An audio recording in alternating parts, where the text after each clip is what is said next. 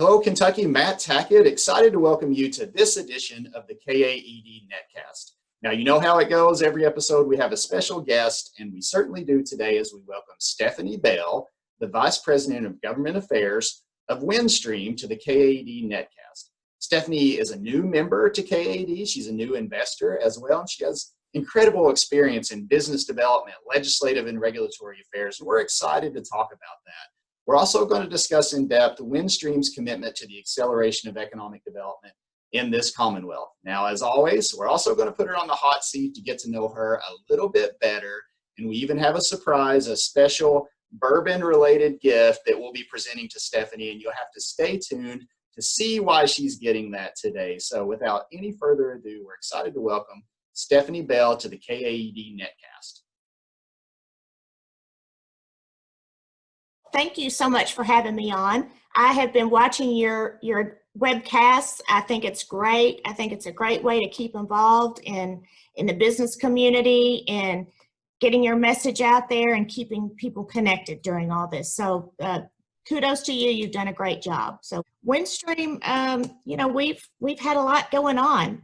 When COVID first started, I was a little apprehensive because you always build your network for things to come, emergencies, not a pandemic since we've never experienced one, but we've been building the network for years, and I am so glad to say that we have been coming through this great. We haven't had any issues. My phone has not been ringing off the hook with problems, which is a really good thing. And we'll talk more about our COVID response later, but we're doing great. Thank you. No doubt. It's one of the benefits and the business advantages and opportunities here in the Commonwealth is the great partners like you that we have. And we tell that story all across the globe. And we'll talk a little bit about that. But first, how about a little bit of the story about you and what led you to the economic development space? Okay. Well, I grew up in Frankfort. My mother actually retired from the Economic Development Cabinet, Sarah Bell. She was there for years. And then after college, my roommate worked for economic development. So I was surrounded by economic developers. They were everywhere. I kind of took a different path. After school, I worked at Rupp Arena. I coordinated trade shows and conventions, which was really very interesting. It was fun work. But then I got lured back to Frankfurt into government and worked in a variety of executive staff positions in the Lieutenant Governor's office and the Governor's office, and then went over to the Public Service Commission. The regulation world is maybe not as exciting as some of the areas in government, but it's one of the most important and probably one of the most overlooked. Utilities, I wanted a place that I could go that would affect, I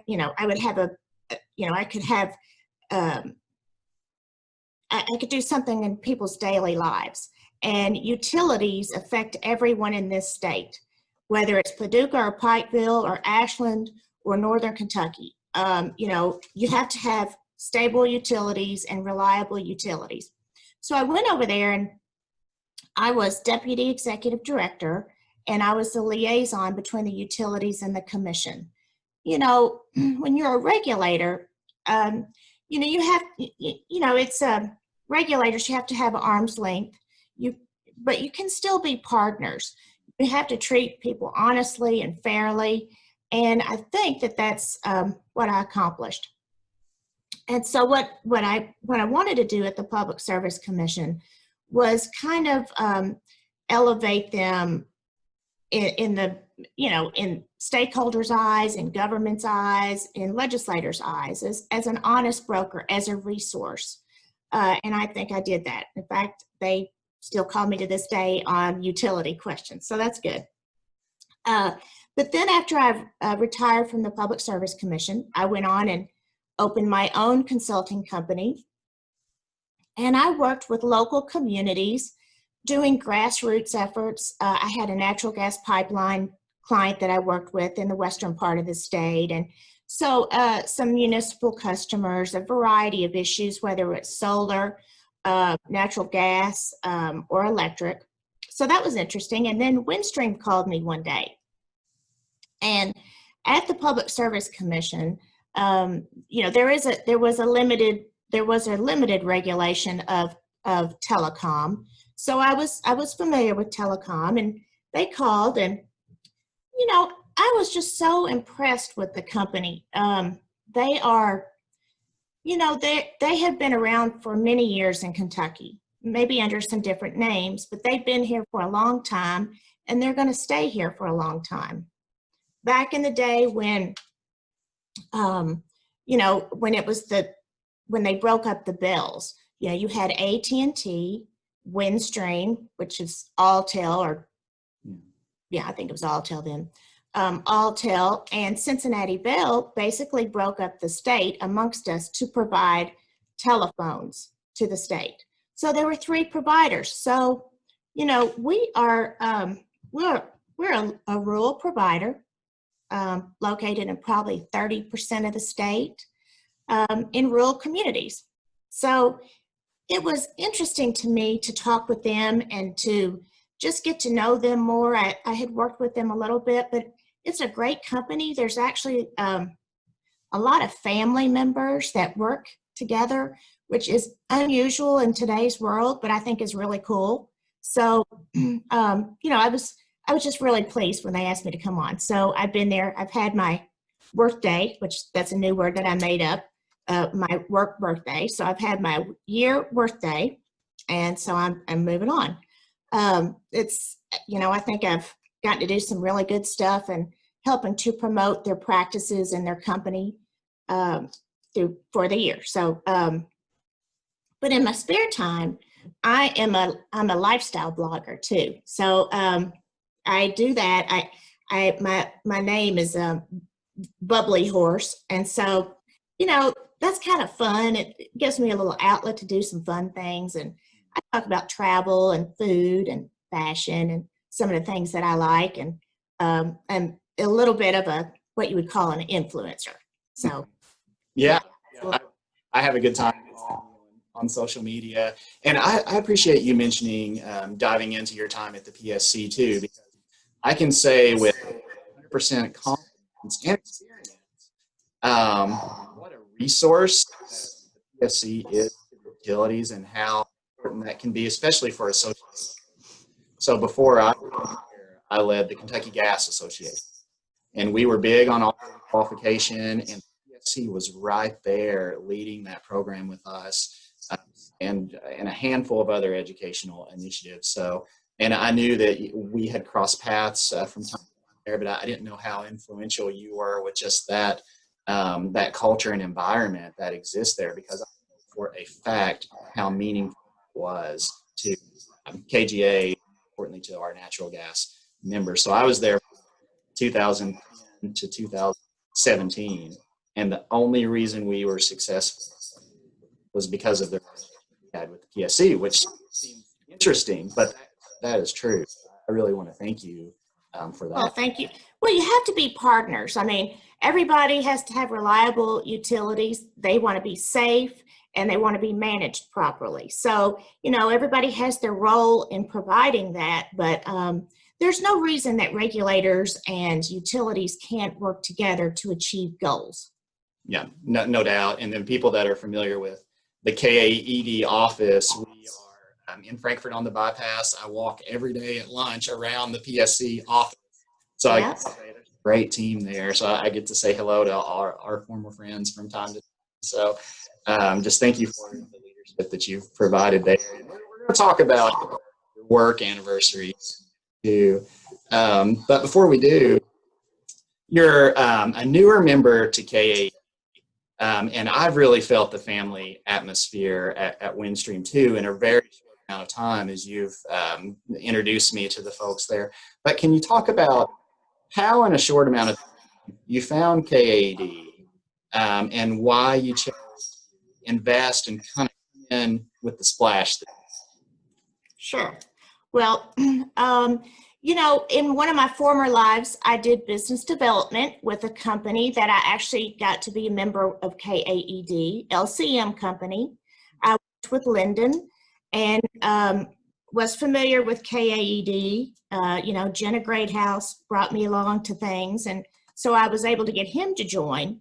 And I saw the benefit. I mean, it's you have to have an organization that helps local communities, works with the state to do all the coordination that you have to do to get things done, to market your community and to market your state. And so, I just remembered my experience from that. I work with a lot of people. There's so many different divisions of Windstream, whether I do government affairs, but we also have a sales force that does bigger, manufacturer clients. They hold the bigger accounts. And then we have the small business folks who do the local businesses. They do have some large accounts, but they really needed to get involved in the economic development process in a community. We are entrenched in these communities. We want to be active and we want to be a partner with them. And so, it just made sense to join the organization at a level that we can have full participation from the people in our company that needs to be involved, that can benefit from this. And so that's why we chose the gold level of membership. We have, our team is really excited about getting to know KAED more, and we were all set to do the conference this summer. We had our booth all set up and all of our materials, but things happen. But when things are back going 100%, we're in. So we're very excited about it. Over the years, I think KAED has really increased your stature and your influence and your visibility. And I think that's very important to the organization. And I think you've done a great job with that, Matt. I really do. Well, I appreciate that. And, the only reason we're successful is because we've been able to engage with people like you. And you think about across our hundreds of members, there are sophisticated, talented people with diverse sets of experience like you. I mean, you think about what I love about you is in a short amount of time, you came on and said, I'm here, let's move Kentucky forward. How can I lead? So, and you have the business development experience, which influences our Kentucky United piece, the government affairs experience, and you're on our policy committee, and we'll talk about that a little bit. So I really appreciate just what you do. You're not successful without people like you. And, you're been around Windstream in a short amount of time, but you've made a big amount of influence and impact. So can you talk about some of the successes and momentum that you're driving there at Windstream within the 12 months? Sure. Well, as I used to tell them at the Public Service Commission, and I would tell my clients when I had my own company, if you're not at the table, you're on the menu. So you better be sure you're involved any way you can. So this is my favorite saying. I say it all the time, and I'm hammering that point across because, we live and work and play in these local communities. We're active in the communities, and we want to help market those communities. There's no better resource than us, as we live there, we work there, and we provide services there. So, I have been active in developing relationships, and it's funny when you come out of Frankfurt, it seems like you run into a lot of the same people. They may be in different jobs, but the network is certainly there. So I've been fortunate to know some of the economic development professionals in other lives, specifically like SPEDA, Senator Girdler, and I worked on a bunch of things when he was senator and I was at the PSC. And, Somerset is one of our communities, one of our best communities with fiber and our facilities. And so we are really working hard to develop those relationships, to be visible in the community, and to be a partner with SPEDA, because I'm telling you that they're on fire there. He is doing a great job. In fact, you know, he's got these mural projects that he's doing throughout the city on some of his projects. And so we're going to do one of those. I told him the other day, I said, well, you know, Chris, Windstream loves murals. Why don't you send me that information? We'd love to have a mural, sponsor a mural. So, you know, I'm actively developing those relationships. Of course, you know, the Broadband, I'll just call them the Broadband Coalition of Kentucky. That's just a nickname I have for us. You know, we work together on broadband issues in Frankfurt. You know, there's this session we were able to work with the Farm Bureau and get the broadband fund passed. It's just it gives a framework for a broadband fund. Unfortunately, COVID came around, and I really thought we were going to be funded, but COVID, with the anticipated shortfall, we were not. But you know, it is a big it was a big effort to get that passed. That's going to be really good for Kentucky and good for the state. So we're going to be actively working to get that funded. So, you know, developing relationships, being active in communities, just and working with my staff to kind of, you know, I'm fortunate. I've worked in Frankfurt. I have a large network and kind of know a little bit about a lot of things that are going on in the state. And you know, I think I've been a good resource for the staff there at Windstream, just to help guide them along and you know, just help in any way I can. And I think that's been really good for them. Been able to do a lot of marketing. You know, I love social media and marketing.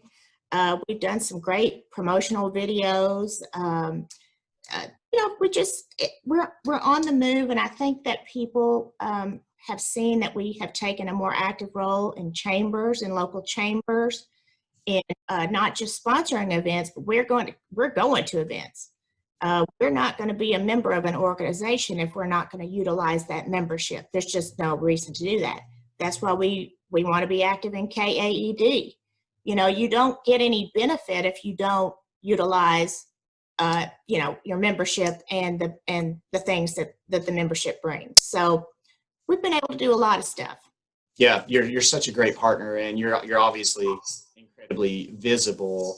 And you know, when you partner with a group like KAED, that's fantastic, and that's meaningful in a myriad of ways. What you're really doing is partnering with communities.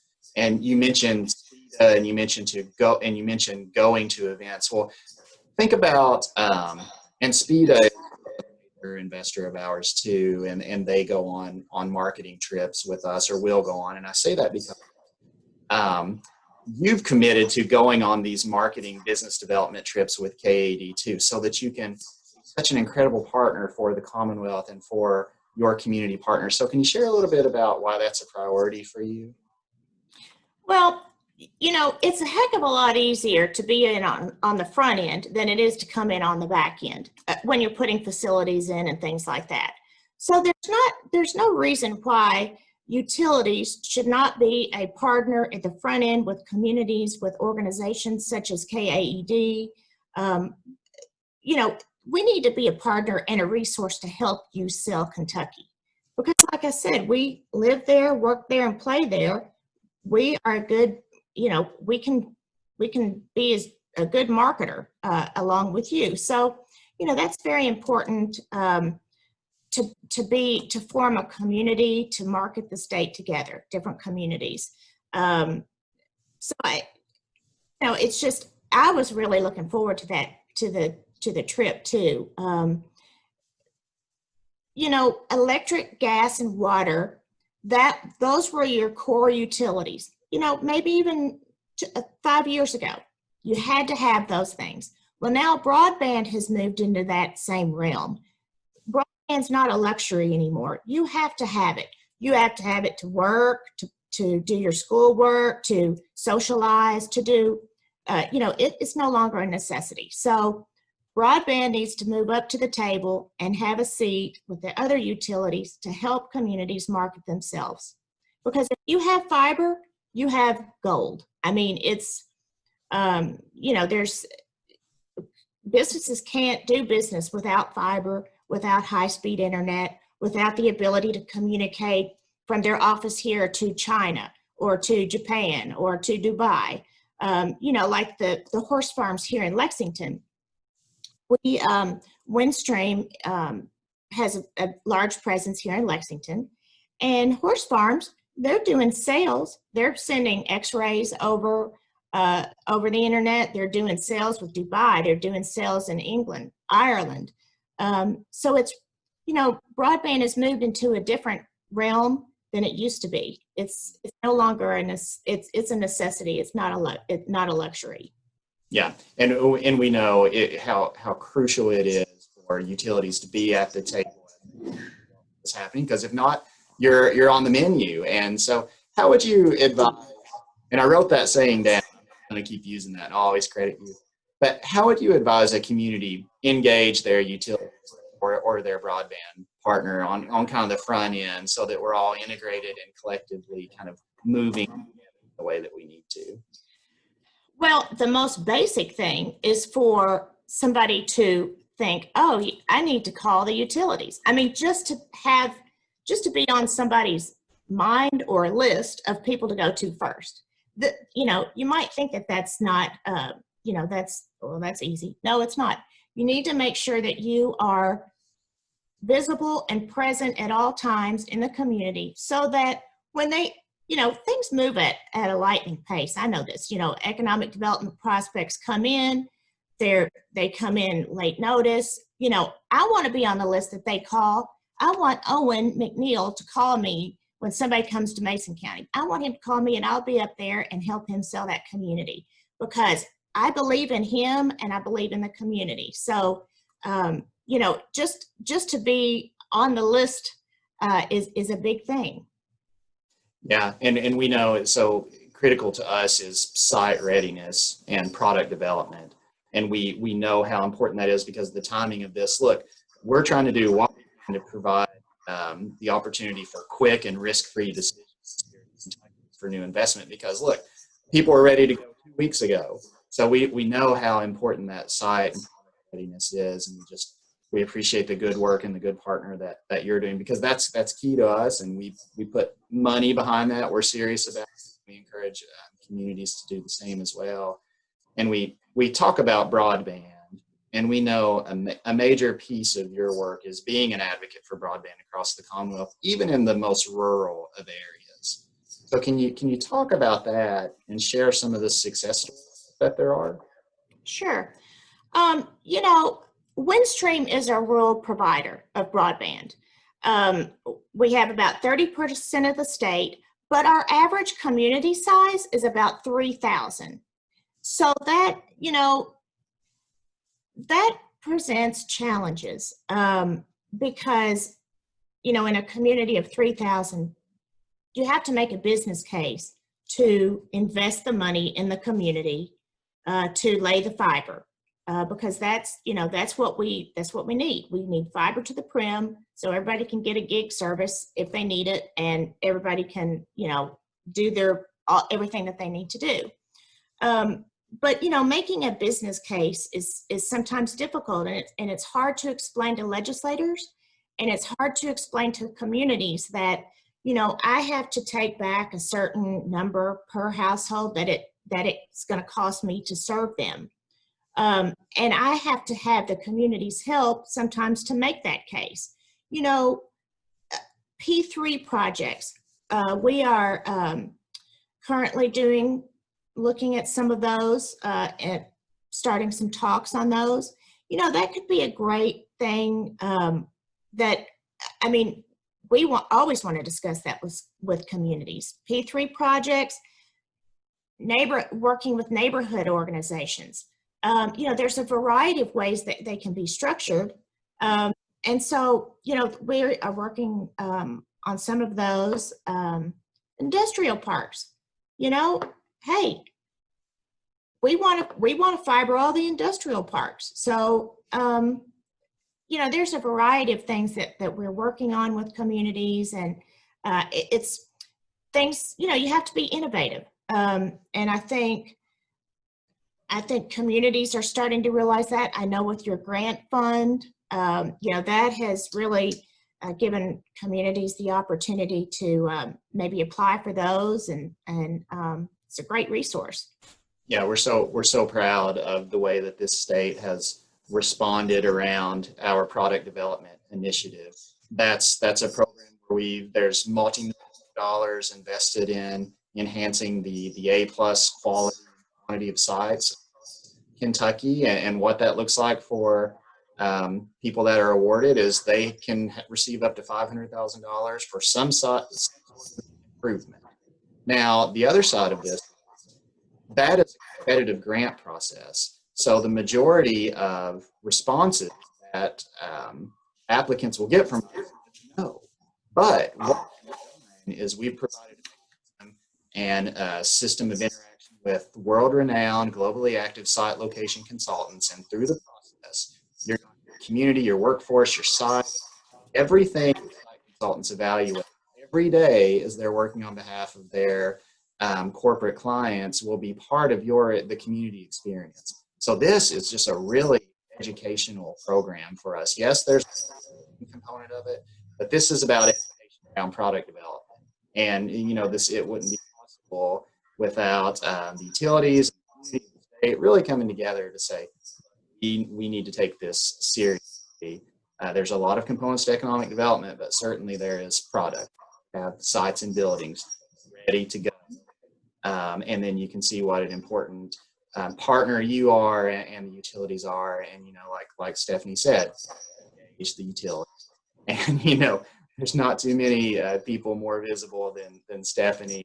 In contact her at any time, or your website, and we'll see you on marketing trips and at our conferences through some of the virtual things that we're going to do. So before we move on to maybe some KAED, some more specific things about you, any parting words on just the good partner stream is?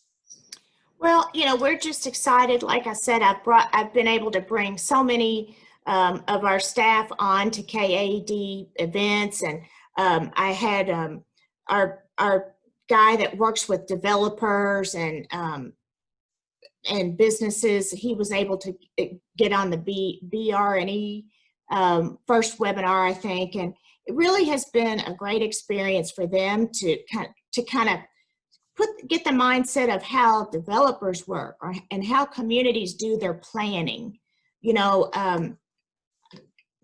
Planning is very important, and I'm not sure the emphasis has been on community planning for very long. And so it's important for my team to see what's going on in the communities and how we can help and be a partner with them.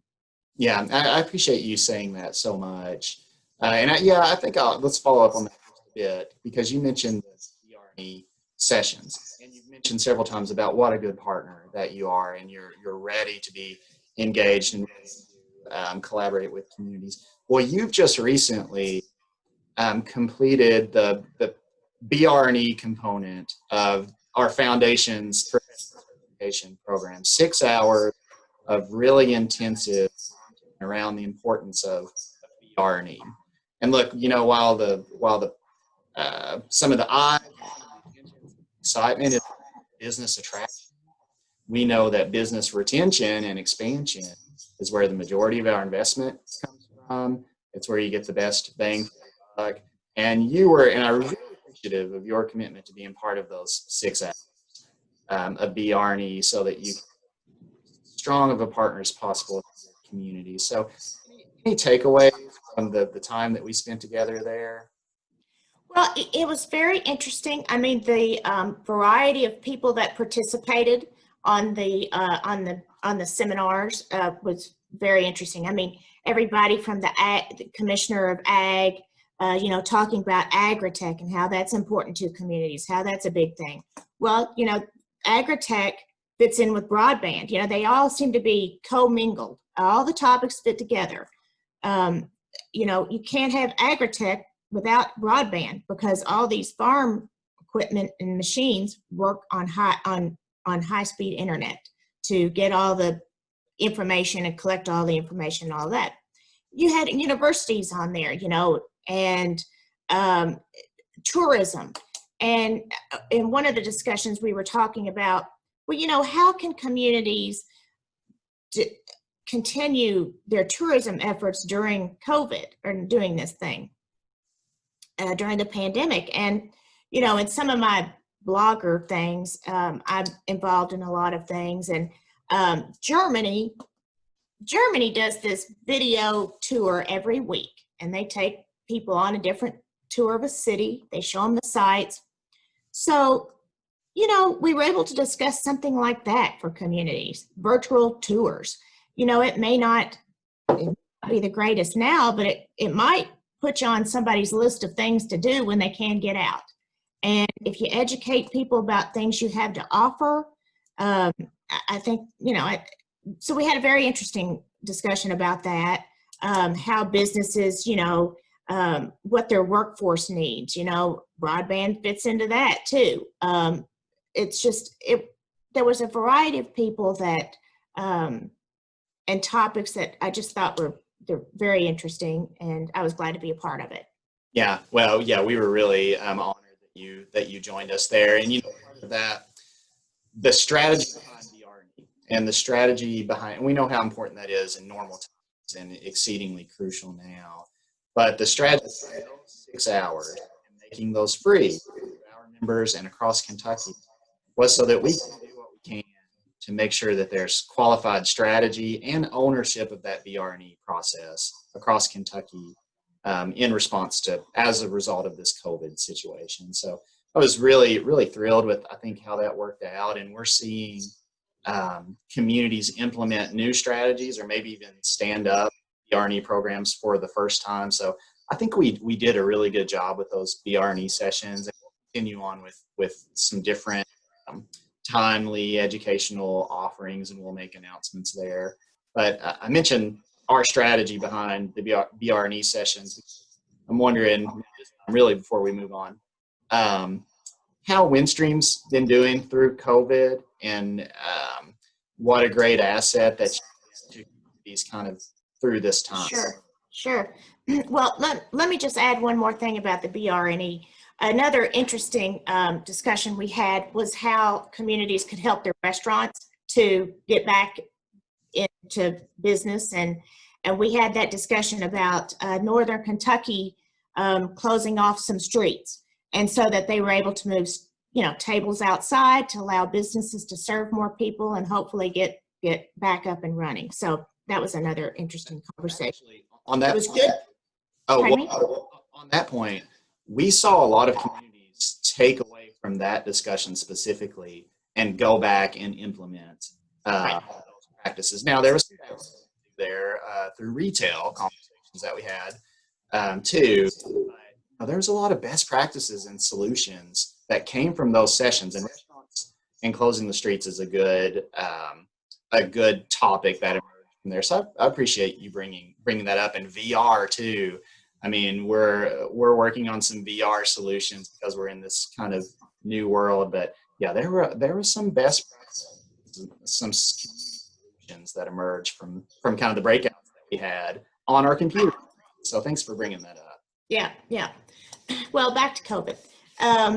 You know, like I said on the onset, I was a little concerned with how this pandemic would affect broadband. I mean, with everybody, with the stress on the system or potential stress on the system, you know, everybody using it to do their homework, do their schoolwork, do their work from home. But I am so happy to say that all of the safeguards that Windstream had been working on for years in preparation of building up their network, making sure it could withstand, you know, any issues, we didn't have any issues at all. I mean, you know, a normal hiccup here and there, but you have that every day.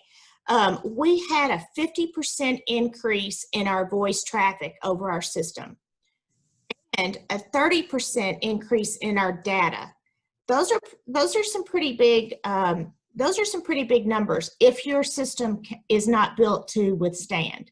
And thank goodness the improvements that we've made in the last probably 5 years, our system was able to do that. We have our small business solutions. We have a product, it's called Office Suite, high definition program that it's based on a Zoom platform, but it's a Windstream process. But it has more built-in security, so maybe you don't get any Zoom bombs and some things that you might have heard about. But we were able to offer that to our clients for 90 days free of charge. So it was funny. I did a Zoom call with the Lexington Kiwanis Club one day, and they were operating on free Zoom, and so they had to hurry up, get on, and then 40 minutes in, they were absolutely cut off. So, I said, well, we need to let them have this thing so they can continue their luncheons. And so it was a great product for small businesses to continue remotely, working from home, touching base with employees, making sales calls. If a telecom company can't work from home, who can? So, we have, our system's been able to handle it very well. We signed a pledge with the FCC that we would not cut off anyone for non-payment. So we're working with our communities to try and help them. We beefed up our customer service efforts. If people were having problems paying their bills, if they're having service issues, we beefed up the customer service, the 800 number, to try and help those folks, because at Windstream, we might not be able to beat the competitor with the speed, but we can beat them with the customer service. So that's our focus, customer service. And I think we've done a good job in doing that during this pandemic and learning some best practices from it. So it's been a good thing for Windstream. Yeah. Well, what a testament of corporate citizenship through some of those stories. We really appreciate hearing some of that, and appreciate your commitment to KAED, and more importantly, commitment to the acceleration of job creation and economic development in Kentucky. So just cannot thank you enough for what you do. I know we couldn't be successful here without partners like you. And on that, I think you're approaching your 1 year anniversary. But I don't think you're there yet, right? Yes, no, I am. I've had my birthday. Oh, have you? I thought it was later on in the month. Oh, June the 3rd. Mm-hmm. Okay. I wrote down in my office June 25th. Was your? Oh, nope. I've had my birthday. That's my word I made up. My work birthday. Okay. Well, now this takes some fire out of my next couple sentences. But I thought I was going to be the first person to wish you a happy work anniversary. And to your office, we're going to send you a little. Oh, I love it. We're so well known for that, but now I guess I'm a little bit late, so I'm sorry about that. But thank you. I love it. Thank you for your service, and we'll. Thank you. That's awesome. Thank you. Can't wait to get that. But no, thank you. So we've had a good discussion here. I've always had a lot of fun talking with you. I gave you some softball questions. So okay, it's now time to go on the hot seat. Oh, okay. All right. Let's have it. We'll really get to know you here. Okay, first, and these get people in trouble. So if you don't want to answer any, we'll skip them. Okay. Favorite bourbon? Well, I love Rabbit Hole. Rabbit Hole is my go-to. I like that. I love to go to that distillery in Louisville, but I'm anxious to try Knob Creek. Okay. Okay. Good answer. Yeah, that's government experience. Okay. Favorite TV show? Well, I'm a big Bravo fan network. I hate to say it. I love Top Chef. When they were here in Kentucky, I got to do a bunch of things with them through my blogger thing, and I had a great time with that. That was quite an experience. I also love all the Real Housewives. Yeah. I love them all. That's good TV. Okay. Yeah. Now we know that. I forgot about the food, all the good food TV shows that was coming through here last year. Yeah. That was great for Kentucky, by the way. That was great exposure. Yes, it was, and we were sharing that on our Kentucky United trips and having some good conversations because of that. Absolutely. Yep. Okay, when they make a movie about you, who will play you? Well, it has to be Jennifer Lawrence. Come on, a Kentucky. Okay, Yes. Plus, she's an Oscar winner. I mean, I have to have the best. that's right. Okay, we'll make a note of that. Okay, and we know what your favorite hobby is. Ask everyone that, so we know you're an influencer, and we've got to see you on social media. I enjoy following you. But where is your favorite place to eat in Kentucky? Well, I'm a Jeff Ruby's girl. I mean, I love that place. I love it's not that I go and get a steak every time, although they're very good. I just love the energy and the excitement. And, to me, and I love Dudley's. I love Dudley's as well. Total different environment experience. But, when I go out, I like to feel the action and the energy and just see people. And when you look around the room at a Jeff Ruby's, everybody has a smile on their face. They do. And the next time you go, just remember that and look. Everybody's having a good time, and I think that's what it's about. And I think their service is excellent, and I just really like it.